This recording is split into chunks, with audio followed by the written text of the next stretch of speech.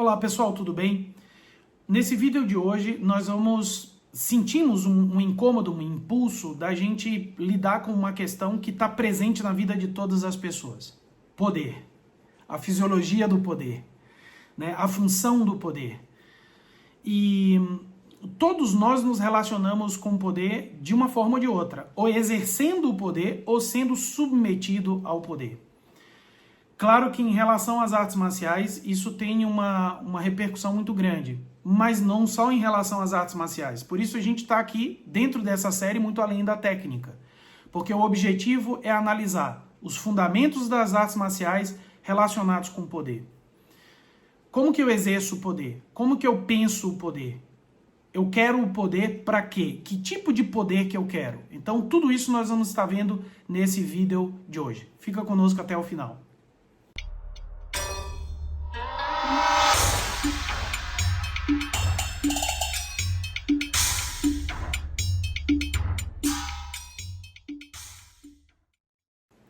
Olá, queridos, aqui é o Forró Marcelo. Vamos iniciar o nosso vídeo de hoje falando um pouco sobre poder. Então vamos primeiro ver uma definição para a gente começar a situar e desenhar esse tema. Poder é uma palavra originada do latim e tem a mesma raiz que a palavra potência. Ambas remetem à capacidade de fazer algo, de empreender algo. Com o passar do tempo, poder também passou a significar capacidade de impor, de mandar e de submeter os outros à própria vontade, podendo ser político, econômico, familiar, religioso ou de persuasão. Esse elemento social acompanha a humanidade desde os seus primórdios. Ou seja, poder é uma capacidade de executar algumas coisas de acordo com algumas regras ou não. A posição de poder ela é ocupada sempre por alguém. Uma pessoa que, investida, tendo a investidura de um cargo, ela pode submeter um grupo de pessoas, quer seja um grupo menor ou maior, à sua vontade.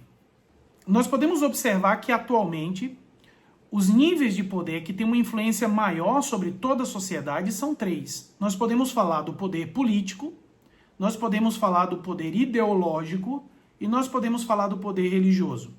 Isso é o que está mais presente na vida de todas as pessoas. De uma forma ou de outra, todos nós somos influenciados por esses três tipos de poder. O poder político, ele exerce um controle sobre toda a sociedade. Se você observar bem, você é obrigado a pagar uma série de tributos, a tomar uma série de procedimentos, a agir de uma determinada forma, porque o poder político ele impõe isso através da força do Estado e da força de polícia, para enquadrar todas as pessoas dentro de um padrão de comportamento. Algumas dessas imposições são positivas e outras são muito negativas. Por exemplo, o controle de velocidade, ele é interessante porque se nós não obedecemos por exemplo, uma velocidade razoável dentro de determinados ambientes, como por exemplo dentro de uma cidade, em algumas vias, para que a pessoa não dirija ali de uma forma muito irresponsável e possa causar acidentes, o controle de velocidade ali é interessante. Porém, isso quando é extrapolado, gera um incômodo muito grande e uma dificuldade para todas as pessoas. Algo que para mim foi muito impactante agora depois que eu voltei da Europa, foi identificar como retornou a indústria das multas. E isso, antes de nós sairmos daqui, já não havia mais. Porém, quando nós retornamos, a cada 300 ou 400 metros havia um pardal, havia ali um sistema de fiscalização. Quando, em alguns momentos, para minha surpresa, na estrada, por exemplo, eu dirigindo de São Paulo para cá, nós podíamos observar um policial escondidinho com uma câmera ali, na curva e de algum lugar na estrada, com uma intenção ali de pegar a pessoa e multar. Então veja que algo que é positivo começa a adquirir uma conotação negativa, porque o objetivo não é a segurança, mas sim a arrecadação. Isso é um efeito de um poder político na vida das pessoas. Então, utilizando esse exemplo que nós acabamos de dar em relação à questão das taxações, dos impostos, né, da indústria da multa, a gente começa a observar que existe, por parte do poder constituído, um discurso que está relacionado com o bem comum, com o bem de todos, né? Nós cobramos porque isso vai ser revertido em benefício para a sociedade. Mas quando você olha conscientemente, de maneira muito clara para isso, você percebe que não. Que é um poder exercido com uma intenção pura e simples de arrecadação, né, com um objetivo muito claro de manter uma máquina muito grande, inflada, enorme, e que, claro, vai beneficiar as pessoas que estão dependendo dos valores que são aportados por essa máquina, mas que as pessoas que estão abaixo, ou seja, aquelas que estão submetidas a esse poder, elas vivem numa constante pressão para apenas aportar, porque são elas que sustentam, né, todo esse sistema. Então isso nós estamos falando do poder político. Existe também um poder ideológico. Se o poder político ele exerce uma pressão e um poder sobre toda a sociedade, o poder ideológico ele entra aqui, ou seja, ele exerce um poder específico sobre a mente humana. Então, onde que entra a ideologia? A ideologia ela entra através de um conjunto de argumentos que são transmitidos nos mais diversos meios, através da cultura, através da arte, através dos filmes, através das séries, né, através das escolas, através das universidades. Então, em todo lugar onde você educa pessoas, você pode implantar na cabeça da pessoa um pensamento ideológico. E esse pensamento ideológico, ele exerce um poder sobre um grupo grande de pessoas. Então, esse é um dos mais perigosos, porque assim, eu acho que o poder político, ele é facilmente perceptível, ou seja, uma pessoa quando ela vê que ela está sendo pressionada demais por uma carga tributária, ela nota isso, né? Porém, o poder ideológico, ele é sutil, ele é muito sutil, porque ele atua em uma forma que você não se dá conta. Então é importante ter um certo nível até de consciência ou de despertar, a pessoa ela tem que acordar de alguma maneira para que ela possa notar que ela está sendo controlada por um pensamento ideológico. E esse pensamento ideológico ele vai sendo implantado gradativamente, você percebe em detalhes do discurso. Né? Muitas vezes a forma como a pessoa fala, o que ela apresenta, o que ela defende, está relacionado com essa lavagem cerebral de ordem ideológica. Bom, nós estamos falando aqui muito além da técnica, a gente está falando de exercer poder e pressão. Isso está relacionado com a arte marcial? Claro que está relacionado. Eu estou fazendo aqui um parêntese porque você pode estar pensando, nossa, mas aqui é um canal sobre artes marciais, sobre Kung Fu, sobre Karatê, sobre Judô, sobre qualquer arte de guerra, e nós estamos falando aqui de poder. Sim, porque isso é estratégia. Né? Toda situação de conflito e de dominação de uma força sobre outra, isso é um combate, e esse combate ele se dá dentro de um terreno e existem armas que são utilizadas. Nós estamos falando aqui de um combate social. Nós estamos falando aqui de como você se fortalecer no sentido de você aprender a ver a realidade no teu entorno e não ser submetido por ela. Se é que isso é possível, né? Nós estamos aqui tratando de questões que são muito subjetivas, mas que vai ajudar você a pensar sobre a tua realidade.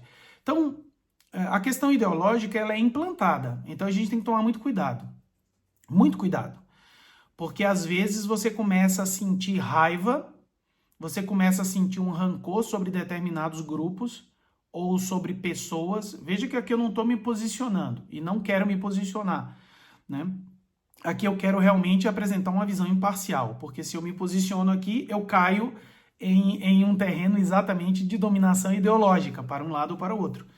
Então veja, é importante nós entendermos que, às vezes, esse chip ideológico que é implantado na nossa cabeça faz com que você pense e sinta coisas que não são sentimentos, pensamentos e emoções que são tuas de verdade, né? Então há que refletir sobre isso. E o último ponto que nós íamos falar é sobre a questão religiosa, né? A questão religiosa, ela não está incidindo apenas sobre a mente, mas ela incide sobre algo mais profundo, que é sobre a essência da pessoa, a alma, a parte mais profunda.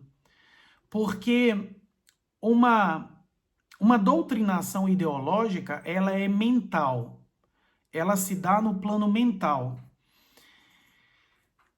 E uma doutrinação religiosa, ela vai para o coração, ela vai para uma parte mais profunda. Então ela lida com medos, ela lida com o medo da morte, o medo da danação eterna, o medo de leis, o medo de forças que são sobrenaturais e não existentes. Ou seja, ela vai além, ela entra no inconsciente ou no subconsciente da pessoa. Então é importante nós termos muito cuidado com isso, porque o objetivo prioritário da religião, e nós falamos aqui da condição de sermos iniciados em uma série de ordens e conhecimentos que são secretos, o objetivo prioritário da religião, anotem isso, é a pessoa se reconectar consigo mesmo, né? A pessoa ela encontrar a sua própria verdade, é se liberar, é se libertar. Então, se o segmento onde você está inserido, ele te aprisiona, ele está sendo contrário ao objetivo prioritário da religião. Entende? Então, se onde você está sendo submetido por poderes, se tem pessoas que estão impondo sobre você uma atitude, uma forma de se comportar, não, você tem que agir assim, você não pode ir por aqui, você não pode falar isso, você não pode se vestir assim, você não pode se comportar dessa maneira, você não pode agir assim, você não pode falar publicamente assim, você não pode se comportar dessa forma. Então aí já entra um elemento de doutrinação, de imposição, e não é então mais um conhecimento que busca a tua liberação. Você se encontrar consigo mesmo, você se liberar. Tem uma frase que eu acho muito interessante que explica um pouco isso que nós estamos falando aqui. Eu não sei onde vi, há muito tempo atrás, mas eu acho que é profundamente significativo. Dizem que em um determinado momento a divindade, Deus, tal, Alá, Brahma, enfim, como você queira chamar, tem pessoas que falam universo, né? Isso é errado, porque o universo é uma criação, não um criador. O universo é menor do que o criador é maior que o universo. Então o criador é aquele que criou, ele é o absoluto, né? Como nós falamos. Então,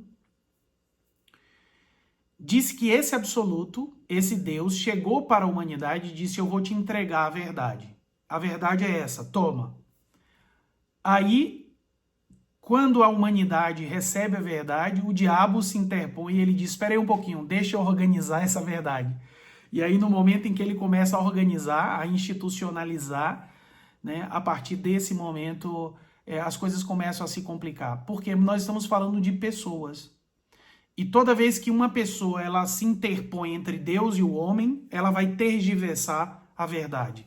Ou seja, a recepção da verdade tem que ser em linha direta. Não pode haver intermediários entre o homem e Deus.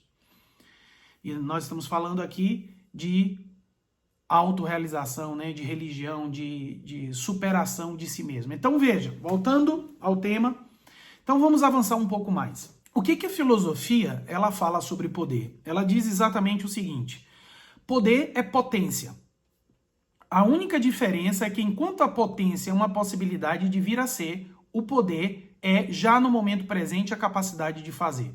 Então veja, a diferença entre poder e potência é que a potência ela em si mesma é um potencial, ou seja, eu tenho dentro de mim a possibilidade de fazer algo. Isso ainda não é poder. É como se a potência ela fosse uma semente para que um dia ela se torne poder. Em potência, todo ser humano é um mestre. Em potência, mas não em realidade. A pessoa se torna um mestre quando ela desenvolveu plenamente o seu potencial de ser mestre. Então, quando esse potencial ele aflora, ele é desenvolvido, então essa pessoa tem o poder de ser um mestre. Então a filosofia explica isso. Por conta de que aí entra algo muito interessante. O poder ele deveria ser uma consequência, uma conquista de uma trajetória. Você não pode entregar poder para quem não tem condição de exercê-lo. Repito, quando o poder ele é entregue para uma pessoa que não tem condição de exercer, porque ela não desenvolveu dentro de si aquilo, obviamente essa pessoa vai fazer bobagem. Vamos enquadrar isso dentro do poder político para a gente entender, porque isso pode se aplicar a qualquer coisa, inclusive dentro das artes marciais. Se, por exemplo, você tem uma escola e você pega uma pessoa que está completamente despreparada para exercer um título, um cargo, e você dá o título de Sifu, de mestre, para uma pessoa, você dá um título de instrutor para essa pessoa e essa pessoa não está preparada para esse título, ela vai fazer bobagem. Sim, porque sim, ela vai fazer bobagem. Em relação a todo o restante da vida é igual. Por que as famílias reais elas estariam, teoricamente, preparadas para exercer o poder? Porque uma pessoa, desde que nasceu, ela foi treinada, ela foi preparada, ela foi cultivada para exercer um poder X. Dar poder para quem não está preparado é criar condições para que o caos se instale.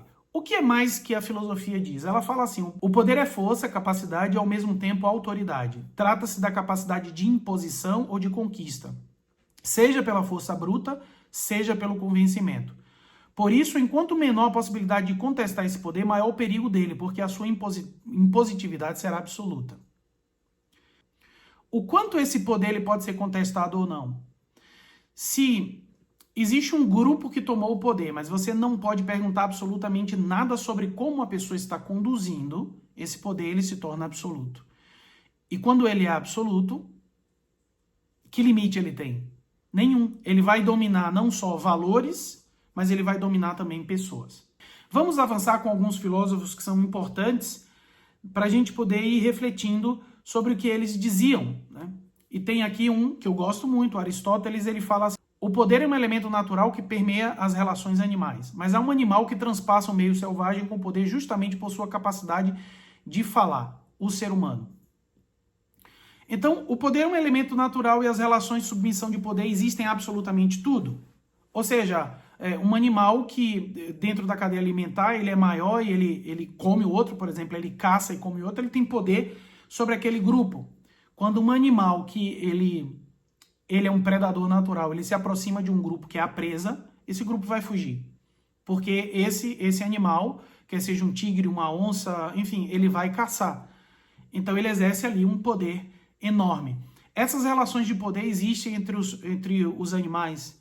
E Aristóteles diz que o ser humano ele vai além, porque ele tem uma capacidade, a capacidade de analisar, de pensar, de falar, de convencimento, de elevar esse poder para um outro nível. E talvez para utilizar isso com um pouco mais de justiça, com senso, porque esse poder ele deveria ser exercido com consciência, já que é um elemento natural dentro da essência, né? Dentro da parte mais interna de cada um de nós, é um elemento natural.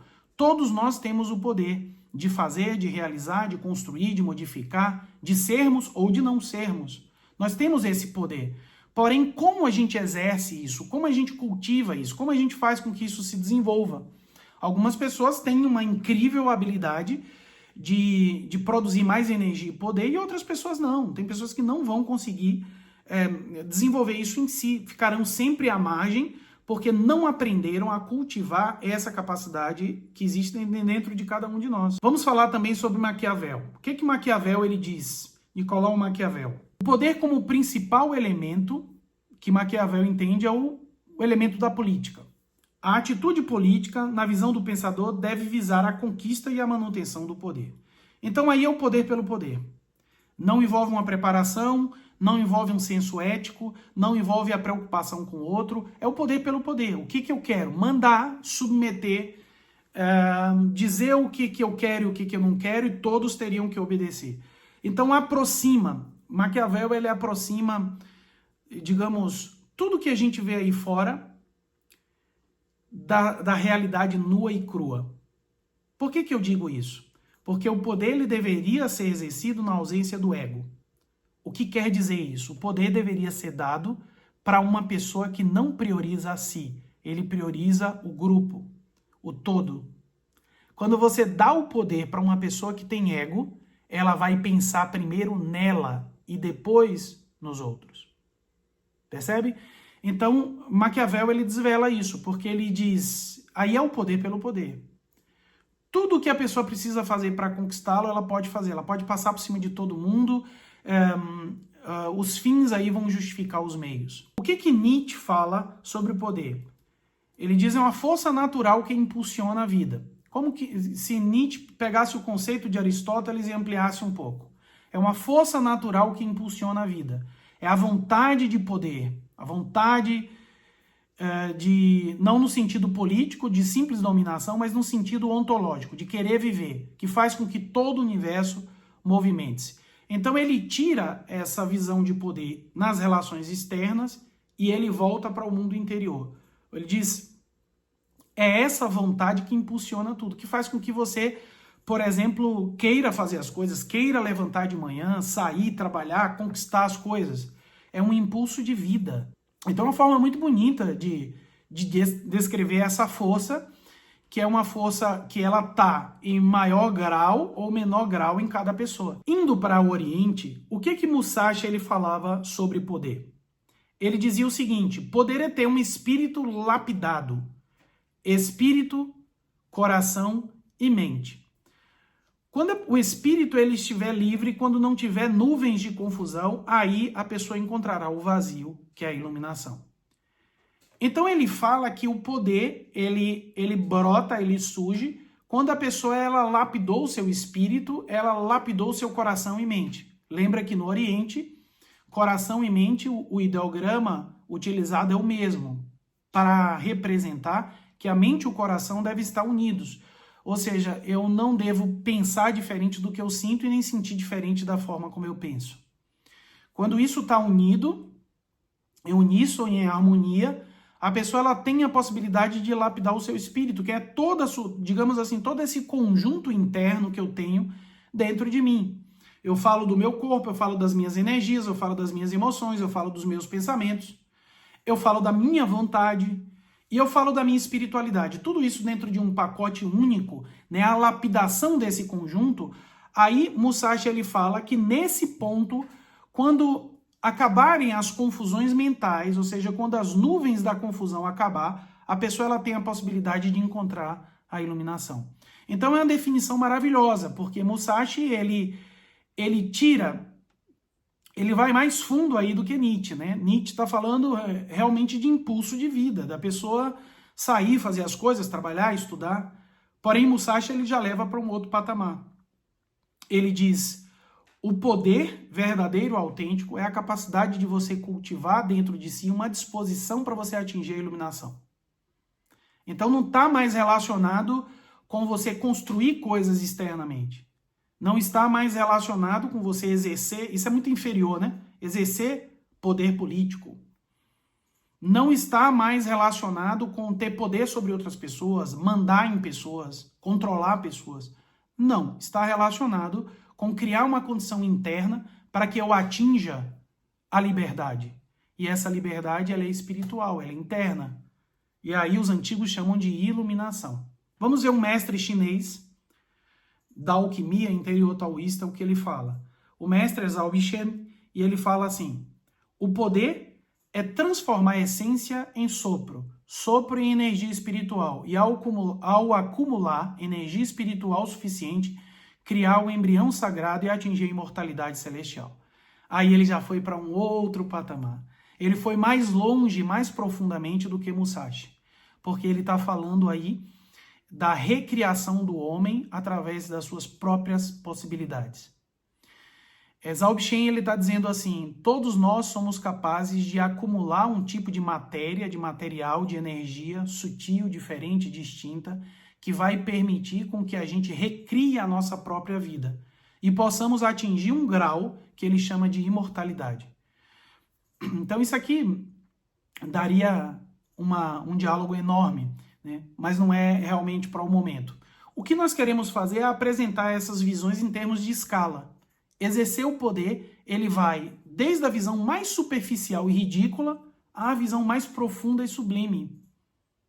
Percebe? Então, assim, exercer o poder pode ser algo muito mesquinho e pode ser algo muito divino, muito sublime, muito superior. Vamos ver uma pirâmide para a gente poder entender melhor isso que nós estamos falando. Antes da gente ir para a conclusão do tema, fala um pouco o que você está achando desse diálogo aqui. Na sua compreensão, isso se relaciona com a visão da arte marcial? Você consegue perceber aqui um estudo mais profundo dos objetivos da arte marcial a partir desse quadro, que nós chamamos aí muito além da técnica? Você consegue perceber isso?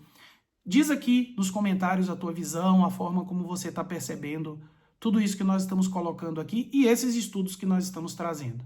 Então, voltando para o gráfico, vai aparecer aí na tua tela uma pirâmide.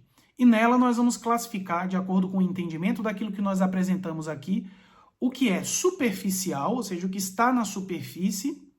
Obviamente, isso que está na superfície nós consideramos como inferior, até a aproximação com um objetivo superior. E, obviamente, aquilo que é superior vai estar na base. Por que vai estar na base? Porque é mais profundo, é mais desconhecido, mas é maior, tem uma proporção maior, tem um impacto maior.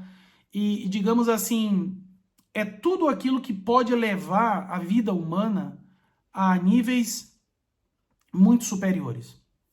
Então, primeiro, lá no topo, se a gente vai pensar em termos de um iceberg, aquilo que está na superfície, aquilo que é superficial, aquilo que é facilmente perceptível.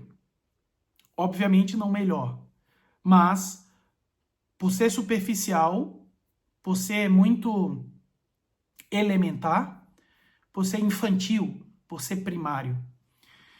Então, lá em cima nós vamos encontrar as visões de Marx, de Maquiavel. Poder de uma pessoa sobre outra, de um grupo sobre outro, poder político.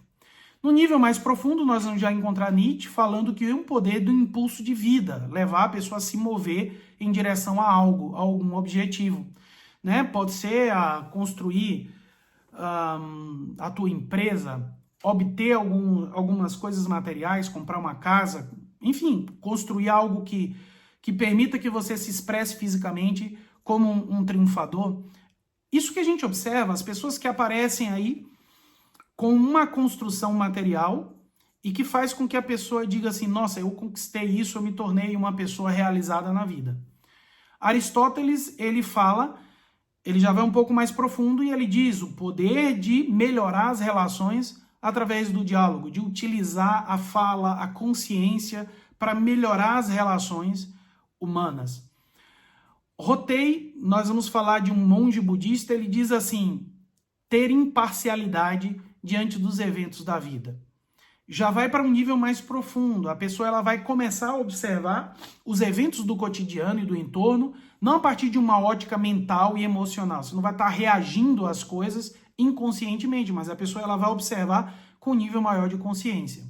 Musashi ele vai mais profundo ainda e ele diz lapidar o coração e a mente e o espírito para obter a iluminação.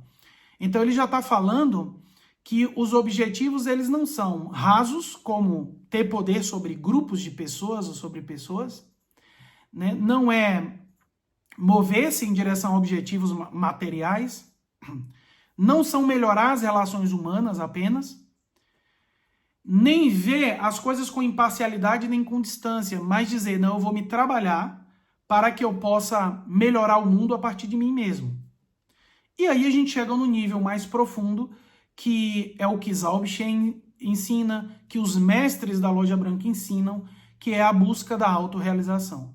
Ou seja, é o objetivo mais profundo, o objetivo melhor, mais superior, porque uma pessoa que ela está buscando isso, inevitavelmente ela está se tornando uma pessoa melhor para a sociedade, para o todo.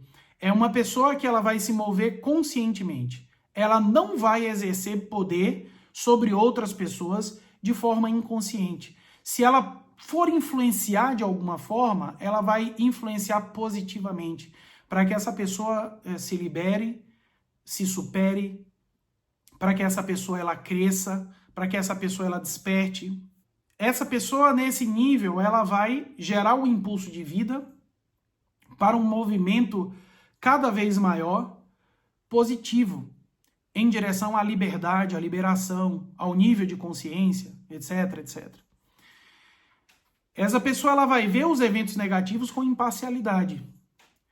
Ela vai trabalhar sobre si mesma, ou seja, ela vai exercer exatamente aquilo que Musashi falou. Lapidar coração, mente, né, para que as coisas ocorram. E, obviamente, a pessoa ela vai conseguir esse nível máximo, que é se unificar com o seu próprio Deus interno. Bom, queridos, até aí a nossa reflexão de hoje sobre poder. Eu espero que tenha sido de valia para todos vocês, uma contribuição para o desenvolvimento e o aprendizado de vocês. E caso queiram comentar alguma coisa, complementar o que foi dito, escreve aí embaixo, coloca nos comentários, que a gente vai ler o comentário de todos vocês e ouvi-los e dialogar sobre esse tema com todos aqueles que estão assistindo. Um grande abraço e até o nosso próximo encontro.